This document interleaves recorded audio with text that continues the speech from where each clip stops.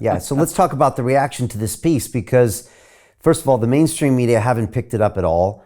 The White House press secretary denied it, I think, when they were asked by reporters afterwards, or they went out of their way of denying it when they weren't even asked. There's been some Republicans in Congress that are now asking around saying, wait a second, if this was covert, shouldn't we have been notified? What has been the reaction? What surprised you about that? What hasn't surprised you?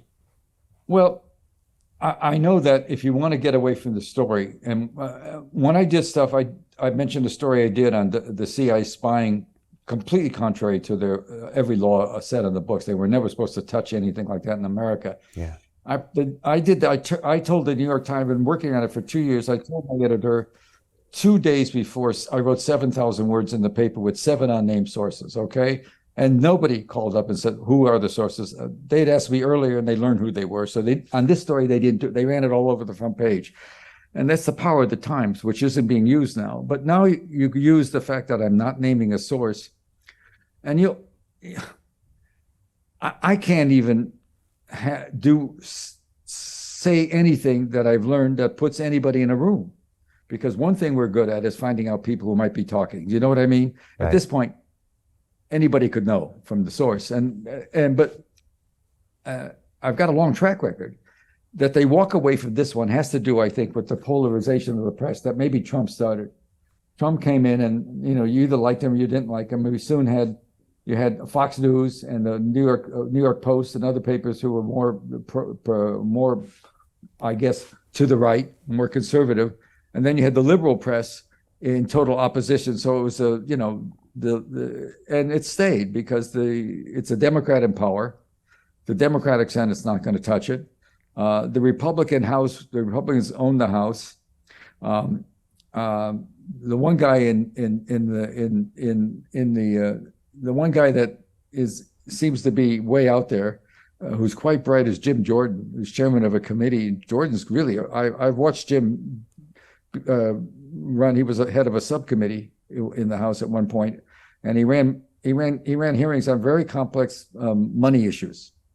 A lot of them money issues, and he understands things. He does his homework, but he's caught up in trying to find out what's going on with Hunter Thompson, the son. That sort of peripheral issue. Why they're not looking at this more seriously? You mentioned that there's some talking, but there's been no serious action taken to find out. And let me tell you something. About the power of the White House. This happens on the 26th of September. He stiffs Europe, basically. And 4 days later, there's a news conference, and the press corps. Jake Sullivan, who's the national security advisor to the president, one of the gaggle that was always for expanding NATO during his career. That's been one of his things. So Sullivan gives a briefing, and finally somebody asks him about the pipeline that blew up, and he does the thing. Well, we don't know anything, but he says very carefully, very interestingly, but Denway and Normark are going to be looking at it, and we'll, of course, we have no idea. It looks like the Russians did it. The Russians are behaving in the ways they do, dropping that stuff, the usual stuff. And no reporter seems to know what the president had said, the threat he'd made earlier. That isn't mentioned, because that's pretty important in my version of the story. Anyway, and he says there's going to be an investigation. The Swedes and the Danes are doing an investigation. So, okay, we got an answer. A month later, the Swedes and Danes, after their investigation, guess what they report? They concluded something happened underground. There was an explosion that probably was sabotage. That was their conclusion a month later. It's comical, really comical. And meanwhile, and so here's the president of the United States. He has the power to do something to send out something called a tasking order. The president can task the community, and he's got a lot of options. We have something called the Office of National Intelligence, which is the PUBA. They're in charge of all of it, the known and the unknown and the down and dirty. And they have a director of intelligence who has the charge to do any investigation. He's not asked to do anything. There's also the CIA, which has a directorate of intelligence, which puts out a lot of superb stuff. All the machinations of the agency. Its intelligence is usually, it can sometimes be tilted, but a lot of times it's quite brilliant and very straightforward, particularly when they work with other allies. And nobody asks them. And then there's a little black intelligence service. I think one time it was called the C Shop, where there's the guys who write the intelligence for our boys who do stuff like in Norway. That's a separate wing. The way it works is the guys in Norway are known to themselves. The head of the CIA may know they're there, but if he asks, should I know more? They'd say no, and he'd say, okay. The White House only knows something's going on. That's the way it should be, and that's the way it was run. But they're not asked. So here's a White House that's talking about the Russians might have done it, and there's an investigation in Denmark and Sweden. But the White House isn't asking anybody in its own agency, which does superb work. They intercept, we have all access to all the communications. Don't believe we stopped collecting stuff from Europe. Please don't believe that. From your people. Everybody monitors everybody. The Merkel thing was pretty bad because it got exposed when she was overheard, but never asked. So ask a smart guy inside, as I have. So why didn't they ask? And the answer is, well, because they knew the answer. Why would you ask the community to do something and have them find out what we know? We know we did it. Right. But So the press doesn't even think that way because I don't know why. So all things point to this. This is the biggest open secret to everybody in the community. There's no doubt to anybody who's anywhere near this that the U.S. did this, from pipeline people to anybody. The pipeline people and the people who were involved working with the companies. Don't forget, it was a huge, big enterprise that put 1,500 miles of pipe underwater. And there was a big community, and they had a lot of people they hired to represent them in Washington. And a lot of very good oil people worked for them.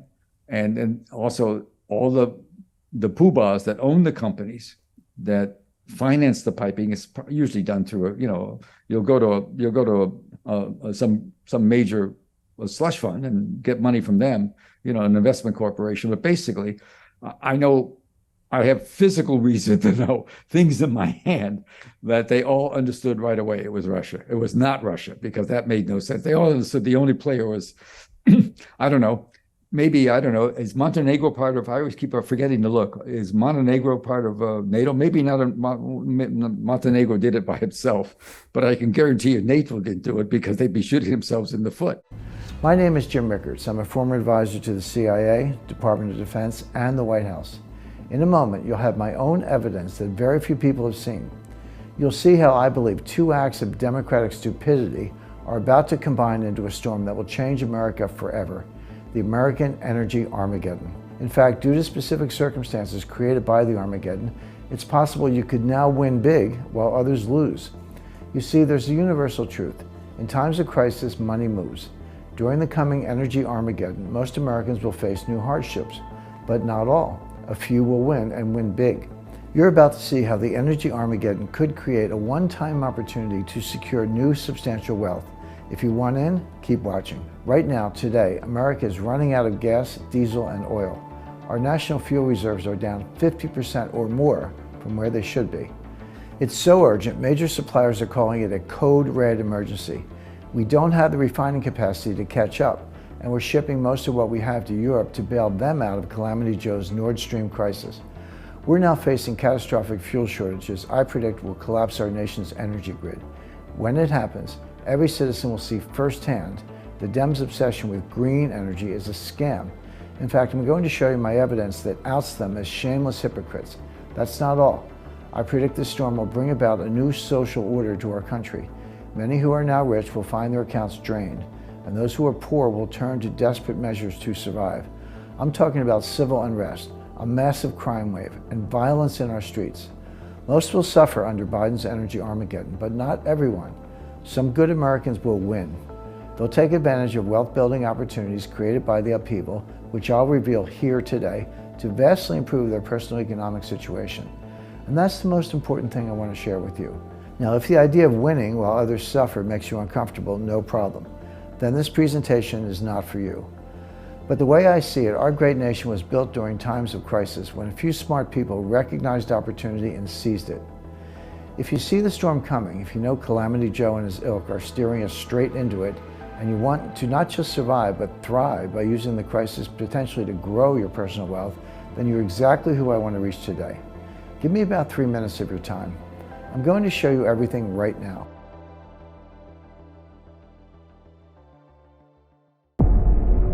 The greedy bankers, are about to do it again. In 2008, they crashed our financial system and nearly bankrupted the entire global economy. Then they received trillions of dollars in government bailouts. And after, they demanded fat bonuses paid for by you, the taxpayer. It turns out the banks haven't just been screwing the American taxpayers, they're also screwing over their investors. Turns out the banking industry is the worst place you could put your money, despite enormous taxpayer bailouts.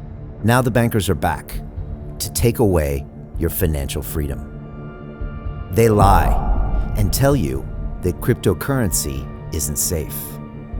They try to make it illegal for you to choose how to invest your hard-earned money. They lie and say cryptocurrency is used by money launderers and criminals. But look at the record.